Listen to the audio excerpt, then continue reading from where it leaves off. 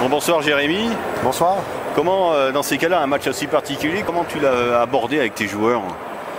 On l'a abordé, c'est ce que moi la parole que j'ai tenue aux joueurs, j'ai dit de se faire plaisir un petit peu ce soir, que ce match-là c'était le leur, parce que face à une grosse cylindrée comme ça, c'est à eux de faire le match. Voilà, c'était un petit peu dans cette volonté-là pour, après ces deux dernières défaites subies en championnat, c'était l'idée voilà, de pouvoir un petit peu laisser libre cours à leur capacité de jouer. C'est quoi le plus difficile dans le coaching? Parce que tu as tellement d'écart, bon, il y a une domination dans tous les secteurs. Ouais. C'est quoi? C'est d'essayer de maintenir les joueurs, de ne pas trop baisser les bras dans les moments difficiles Ouais, c'est exactement ça, parce que dans la saison, on a toujours des moments difficiles, donc il va falloir qu'on travaille aussi là-dessus. Mais surtout aussi, l'objectif, c'était de continuer à travailler, malgré l'opposition. Et au contraire, en fonction de cette opposition-là, c'est comme ça qu'on arrive à avancer. On va pas faire de bilan parce que c'est beaucoup trop tôt, mais par rapport à ces deux défaites, après une belle préparation, comment toi tu l'analyses un peu ces deux premiers matchs? Alors ces deux premiers matchs, c'est vrai qu'on va dire plutôt que dans le premier match c'était vraiment un accident parce qu'on est tombé contre une équipe de Aix qui avait bien joué son jeu à domicile et qui nous a, on va dire, beaucoup embêtés. Après nous on a fait réellement un non-match. La semaine dernière, après avoir un petit peu revu les images, c'est vrai que je pense que ce match-là, Beaujolais mérite mieux que nous sur le match, on va dire, complet, parce qu'ils ont été capables de nous punir au moment où on était dans la difficulté.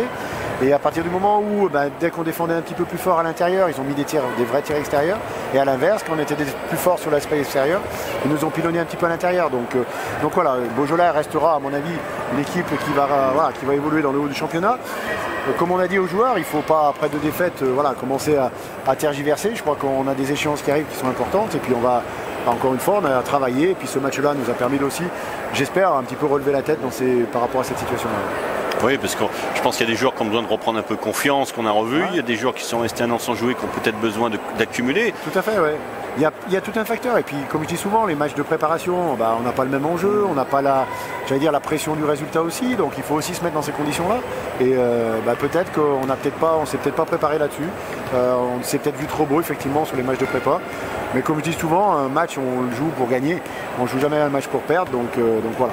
Bon, en tout cas, on souhaite une première victoire, pourquoi pas dès samedi. Ça sera un match difficile au Benham, mais pourquoi pas. On voit bien qu'il y a de la qualité, il y a du potentiel, donc il faut s'accrocher, continuer à travailler et y croire. Hein. Tout à fait, ouais. C'est vraiment ça. Cette victoire, je pense que la première victoire va être importante pour nous parce qu'elle va nous remettre sur une dynamique positive.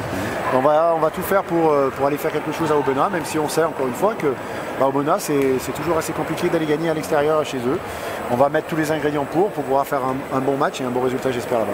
Bon, écoute, bon courage et bonne continuation. Merci à vous, merci.